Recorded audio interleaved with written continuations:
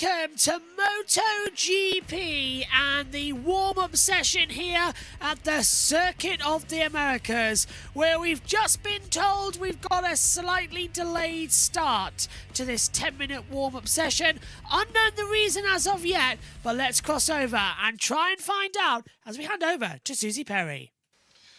Good morning from the Circuit of the Americas. We are here at the Grand Prix of the Americas in Austin, Texas, the Lone Star State, playing host once more to MotoGP. We are at the heart of the Texas capital, a 20-corner beast of a circuit, such a punishing layout, elevation changes galore, some of the highest speeds on the MotoGP calendar, and as we saw in the sprint race yesterday, a bit of unpredictability to boot. Welcome to Texas.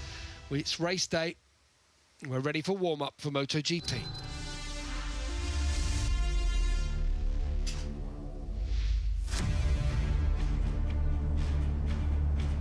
It's just past 9:30 local time here in Texas. Hopefully you sorted out your clocks going forward. It stayed the same here, but conditions have changed since yesterday. Beautiful blue skies yesterday afternoon.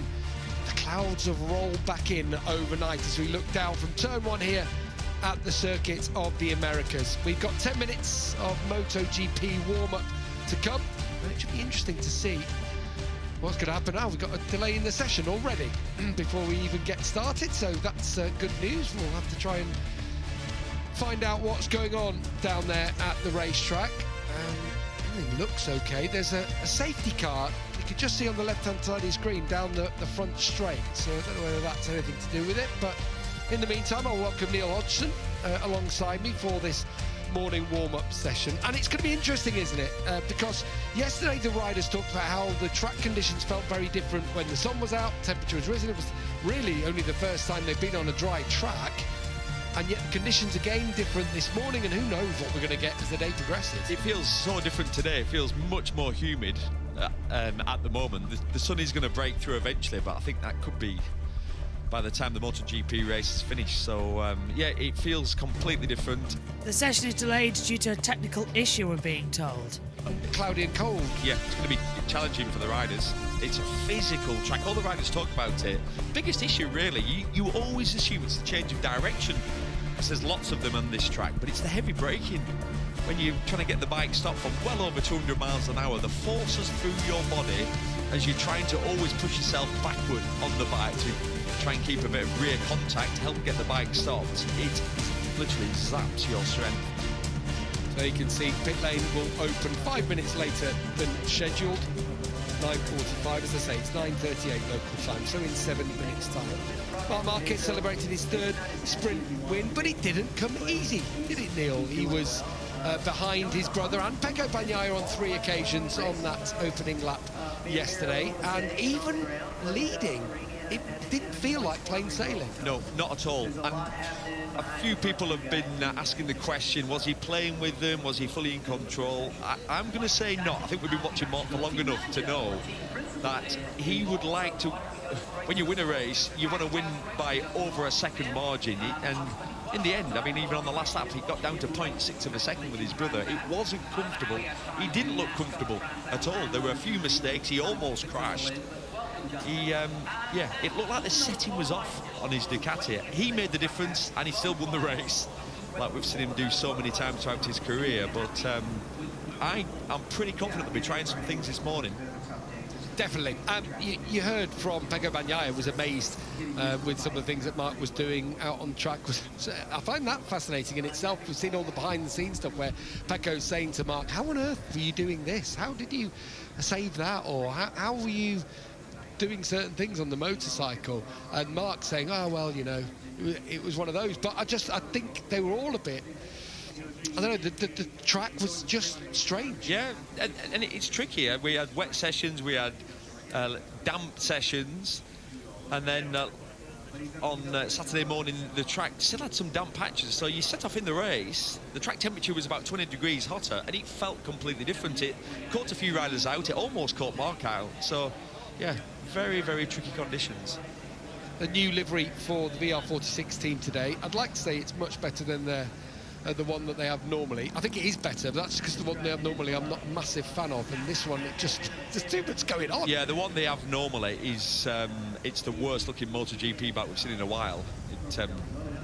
Going back to the Avintia days, there was quite an ugly looking paint job. So yeah, it looks miles, but I'm a fan of the new colours. Obviously it's a one-off colours for this round, American inspired. I love their team shirts. Yeah, they look, now that looks cool. I think the front of the bike looks like, do you remember the old monster Yamaha Tech 3? Cal Crutchlow and Andrea Dovizioso, Paul Espargaro, Bradley Smith, you know, that kind of black with the yellow stripes around the edge. That's what it reminded me of when I saw it. It has got some stars and stripes.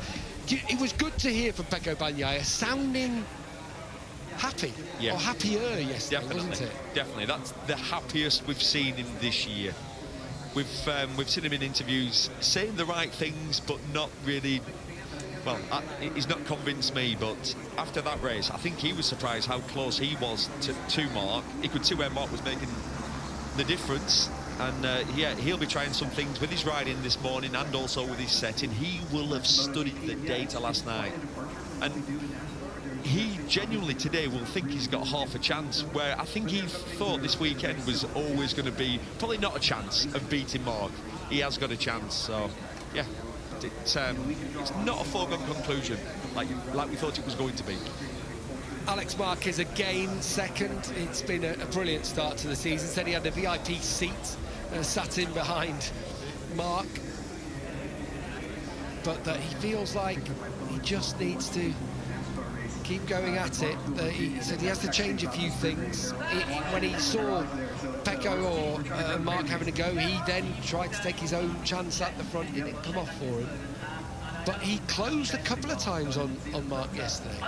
The pace was very inconsistent. It was, yeah, it was. But a lot of it is the nature of this track. It's a long track, it's really technical. You've got those long, heavy braking zones. And Alex Marquez was saying last night, after the race, he said the problem is you'll try and gain a fraction on the brakes, you try and gain half a tenth, and you lose half a second because you get sucked in. You go wide, you miss the apex, and then you, certainly in somewhere like turn 11, which is a really tight hairpin. But look at turn 1, for example. How easy to... What you can't see is it's blind, because you go up the hill, it's incredibly steep, but at the top it flattens out and it's blind, so it's so easy to make mistakes around here. So you've got to be patient. That's the key to the race.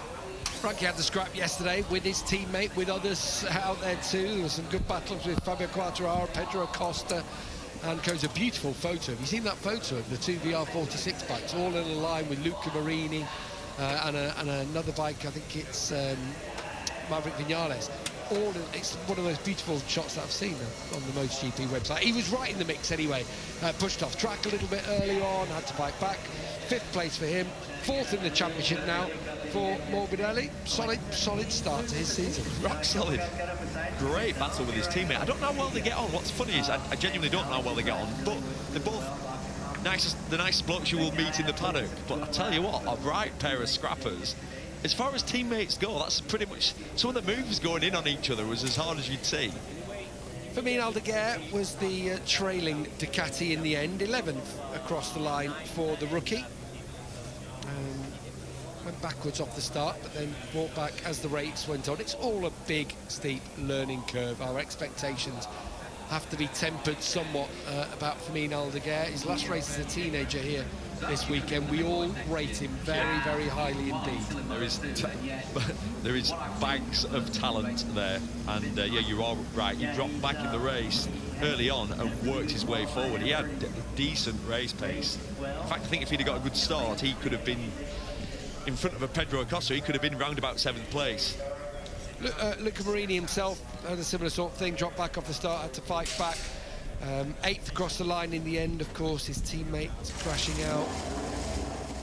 John Mir also, but I think in a long race, I think the Honda could have a say in things. Yeah, Luca, he was saying last night how happy he is with the Honda. He said on corner entry, the bike gives him a lot of feel, a lot of feeling. They have made huge steps at Honda. So good to see.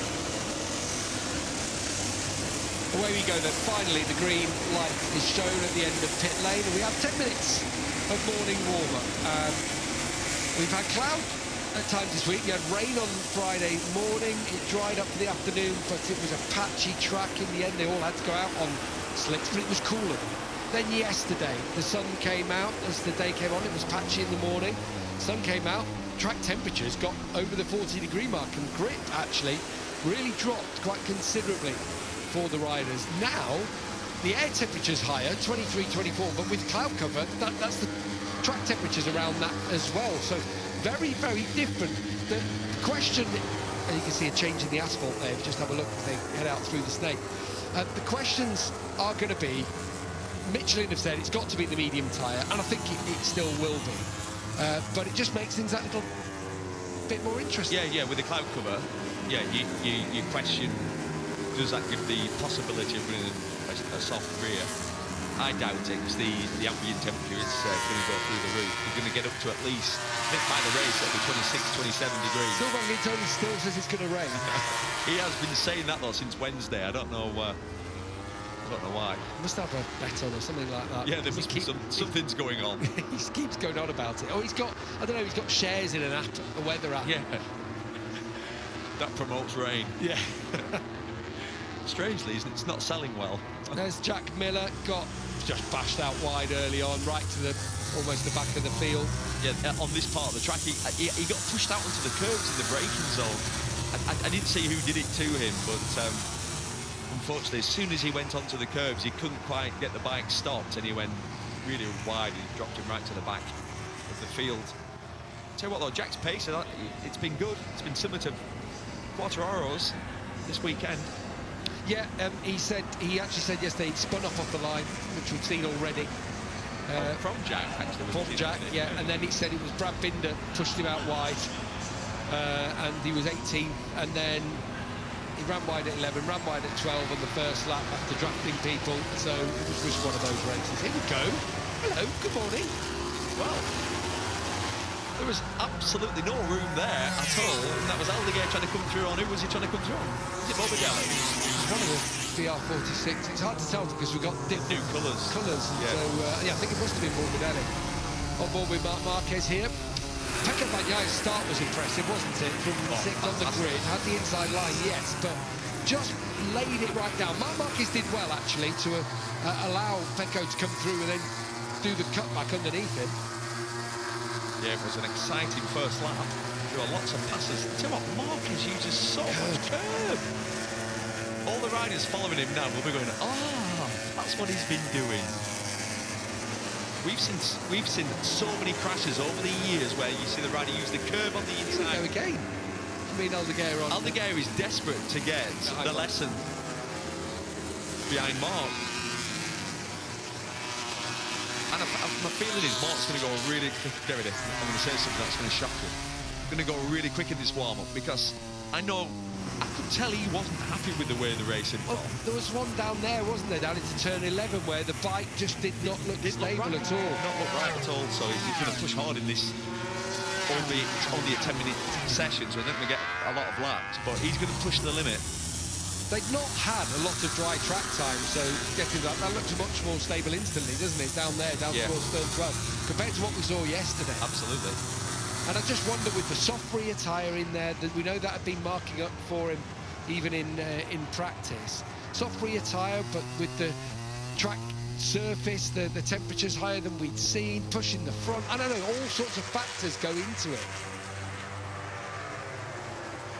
This is Bagnaia through turn 18 with Zarco and Di Gianantonio behind him. Zarco had a disappointing race, but he chose a different tyre, didn't he? Went for the medium. He went for the medium. I think he was working on his race pace for this afternoon. So for him, it was a disappointing 16th, 18 seconds off the win. Pedro Costa in the mix. He finished 7th across the line yesterday, but had a very eventful race. Luca Marini's just gone up into 2nd behind Marco Bezzecchi. Such a tricky first corner there. Marc Marquez came through. There is Fermin Aldeguer in 13th.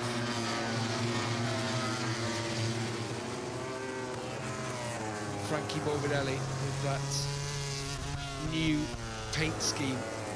Fabio Quartararo, you have to give him a lot of credit, don't you? I know he got a big resounding round of applause. He gave everything in the race yesterday. Yeah. Not much more that he could do. Not at all, no. Good start, very aggressive on the opening laps. You could see where he was losing out a little bit on that long straight.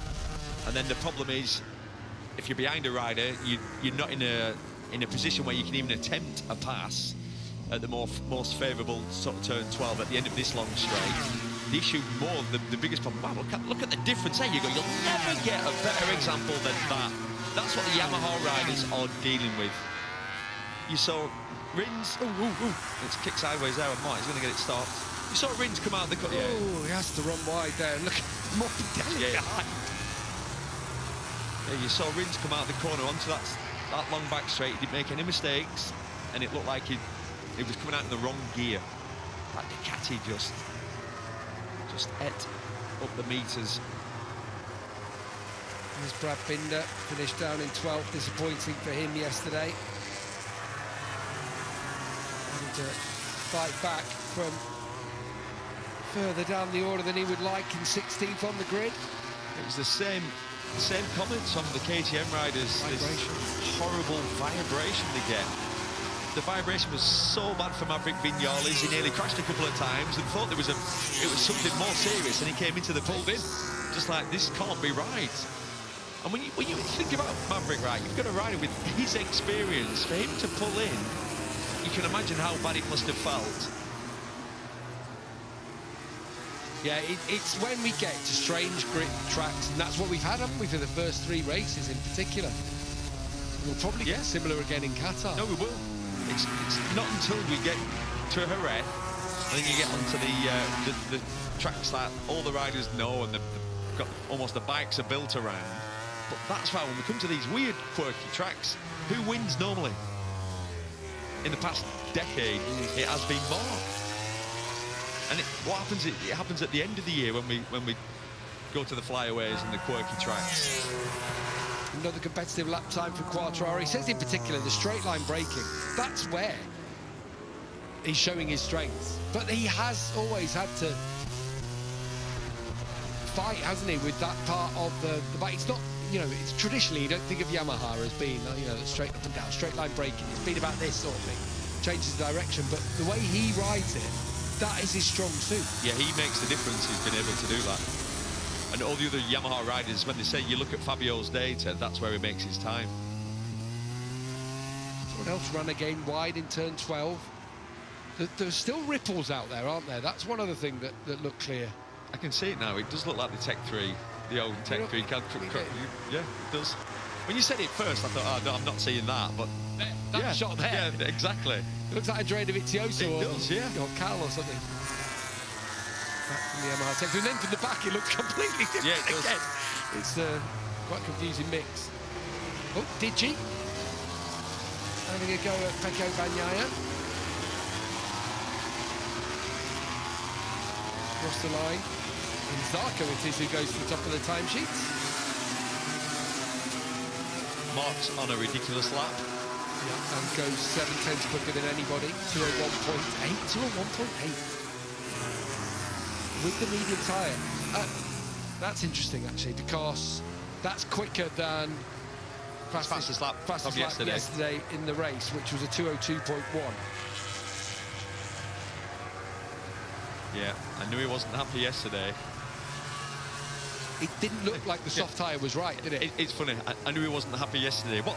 The guy who won, who's won now 5 in a row, nah, the body language just wasn't right.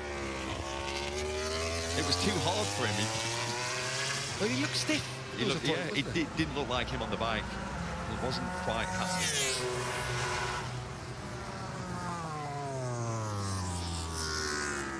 Ayagura yesterday, sensational. Again. They're 18th on the grid? Yeah, 18th on the grid, finished 9th. I mean, top Aprilia, caught past Bezzecchi.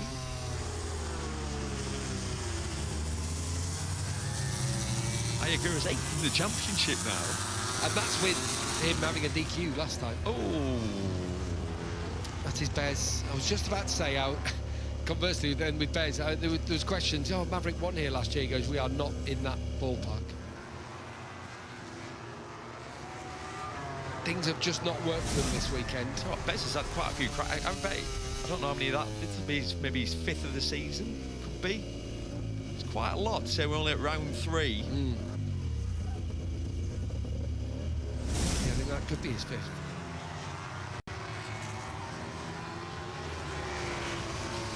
Definitely had his 4th on Friday. Yeah. I'm just trying to think whether he had another one yesterday. Off the top of my head, can't remember. Pecco Bagnaia goes up into second, half a second between himself and Marc Marquez, whose lap across the line was quicker than anyone else by 0.3 of a second. He did a 2:02.0.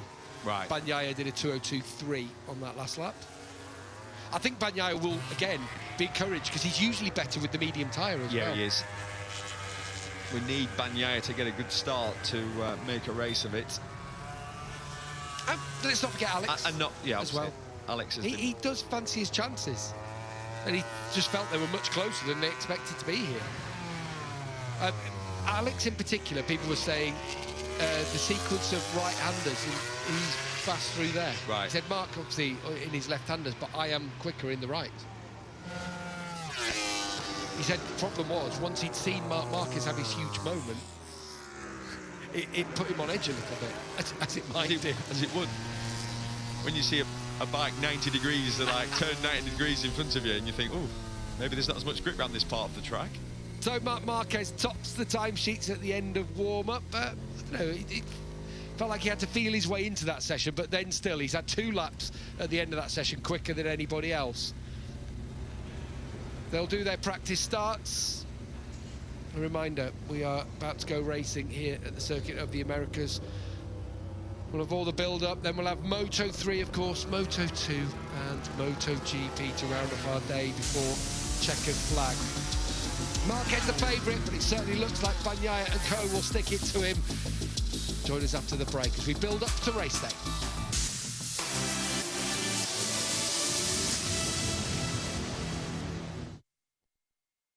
Yeah, and there is the end of a very interesting session and a very interesting race weekend ahead. Marc Marquez then fastest, and Pecco Bagnaia, Zarco, Quartararo, Di Giannantonio, Viñales, Alex Marquez, Miller, Acosta and Morbidelli, Binder, Marini, Bassini, Rins, Bezzecchi, Mir, Aldeguer, Fernandez, Aguirre, Augusto Fernandez, Chantra and Salvadori.